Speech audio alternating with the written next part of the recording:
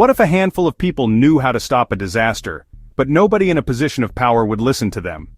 What if the real, untold story of the COVID-19 pandemic isn't just about a deadly virus, but about a catastrophic failure of the very systems and institutions we built to protect ourselves?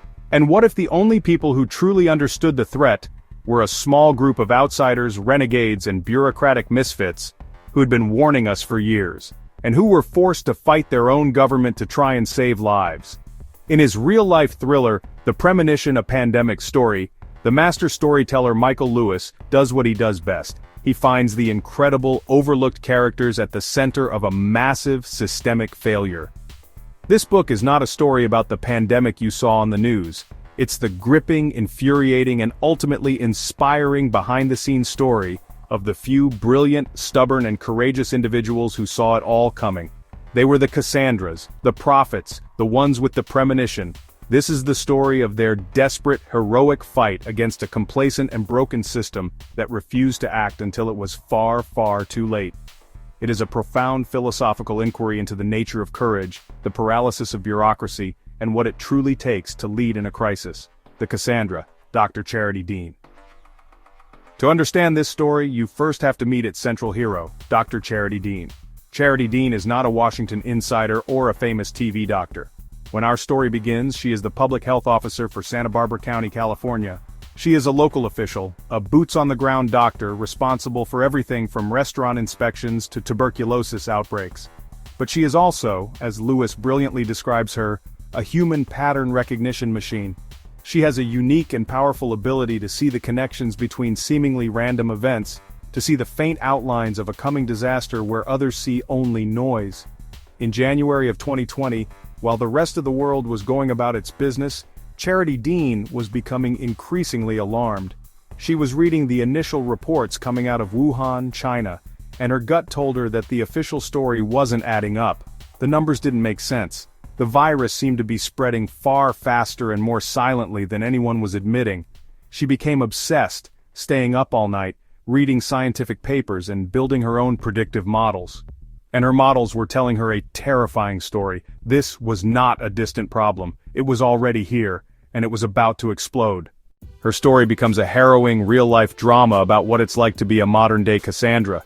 She tries to sound the alarm. She calls her superiors. She sends urgent emails. She tries to explain the brutal, unforgiving math of exponential growth. But she is met with a wall of disbelief, dismissal, and bureaucratic inertia. The officials at the state level, and especially at the federal level at the CDC, are moving at a glacial pace.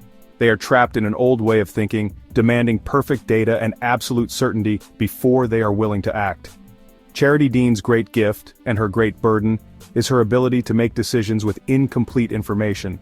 She understands that in a pandemic, waiting for certainty is the same as accepting defeat. The virus doesn't wait for your final report. She becomes a lonely, desperate voice fighting to get the system to move, to shut things down, to start testing, to do something. Her journey from an obscure local health officer to a key advisor to the governor of California is a powerful and infuriating lesson in what it takes for one person, armed with the truth and a relentless refusal to be ignored, to battle a system that is designed to resist change. The Playbook and the Wolverines charity.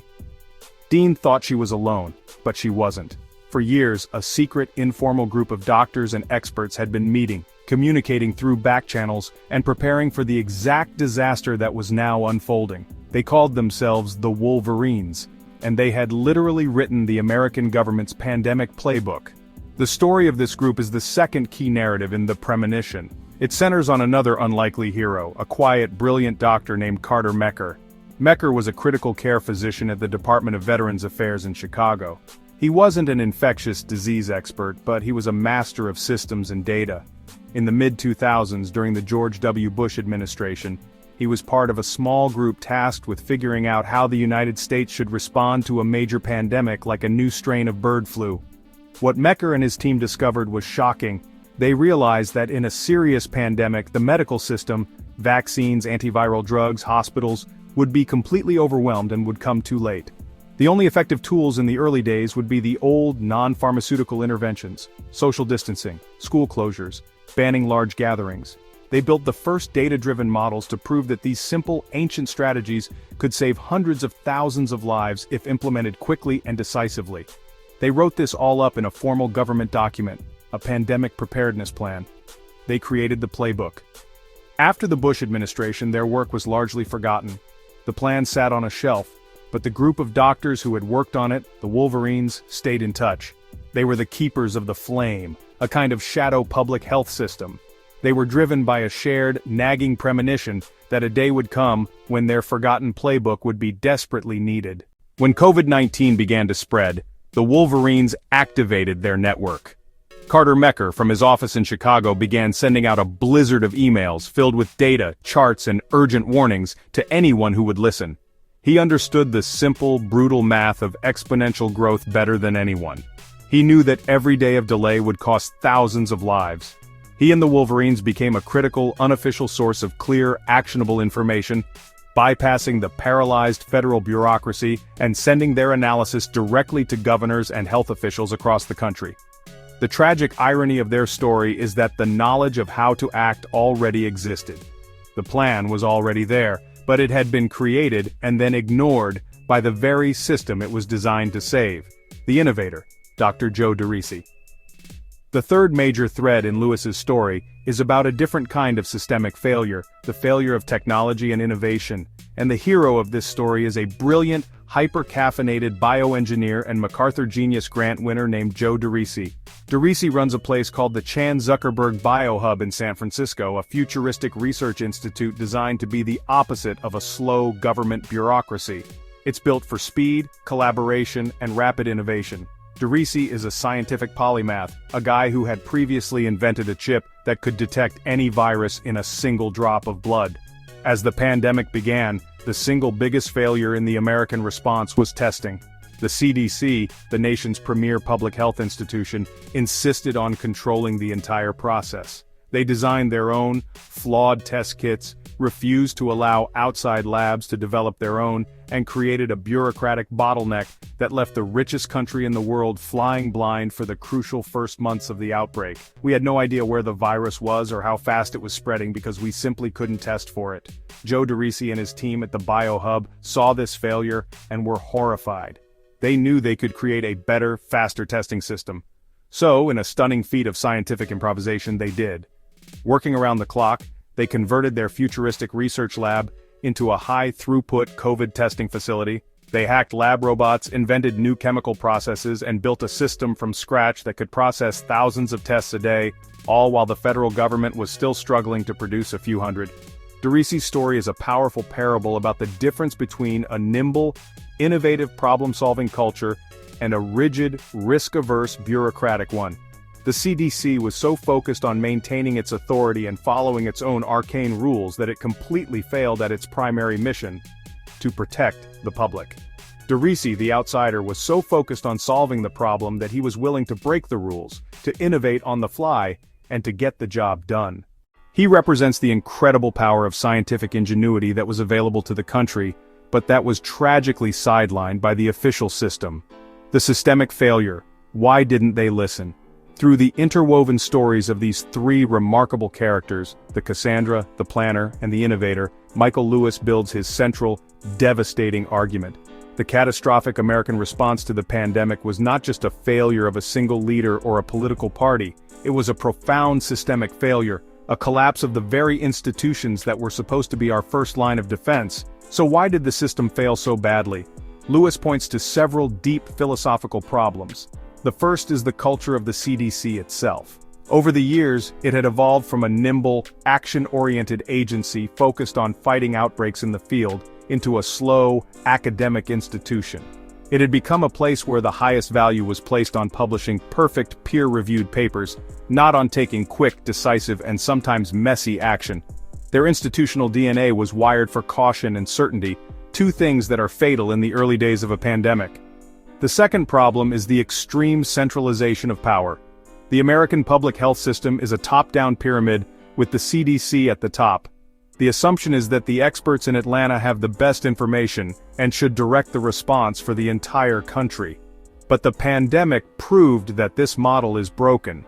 The real, on-the-ground knowledge was often held by local officials like Charity Dean. The most innovative ideas were coming from outsiders like Joe DeRisi, but the centralized system had no effective way of listening to them. It was a system that was deaf to its own best intelligence. And finally, there was a profound failure of imagination and courage at the highest levels of power. The math of exponential growth is not intuitive. It's terrifying. A few cases can become a few thousand, and then a few million with shocking speed. The Wolverines and Charity Dean understood this math, but the people in charge could not or would not wrap their heads around it. They were always fighting the last war, reacting to the numbers from yesterday, instead of acting on the terrifying projections for tomorrow. It was a failure to face the brutal reality of the threat until it was already out of control. The lessons of the Premonition. The Premonition is a deeply infuriating book.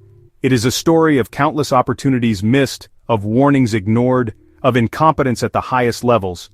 But it is also a deeply inspiring one. It is a story about the power of the individual. It shows us that in times of crisis, real leadership often comes not from the people with the official titles, but from the people with the clarity, the courage, and the relentless tenacity to do the right thing, even when the system is fighting them every step of the way. The heroes of this book are the people who were willing to be unpopular, to break the rules, to speak truth to power. They are a powerful reminder that the most important work is often done by those who operate on the margins, the ones who are driven not by careerism or political calculation, but by a deep and abiding commitment to their mission. The book is a warning and a roadmap. It warns us that our public health systems are not prepared for the next crisis, and that unless we fundamentally reform them to be faster, more decentralized, and more willing to listen to dissenting voices, we are destined to repeat the same tragic mistakes. But it also gives us a map for what real leadership looks like. It looks like Charity Dean, trusting her gut and fighting for her community.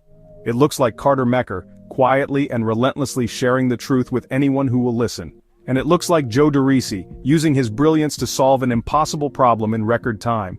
The final message is that the future is not something that just happens to us. It is something that is built day by the choices we make. The premonition of the next disaster is already here. The question is, will we have the wisdom and the courage to listen this time? This book is a profound inquiry into the systems that shape our world, and the remarkable individuals who dare to challenge them. If that is an inquiry that matters to you, then you are in the right place. Welcome to Geeky Philosopher. Subscribe, and let's continue to explore the stories that reveal the hidden workings of our world.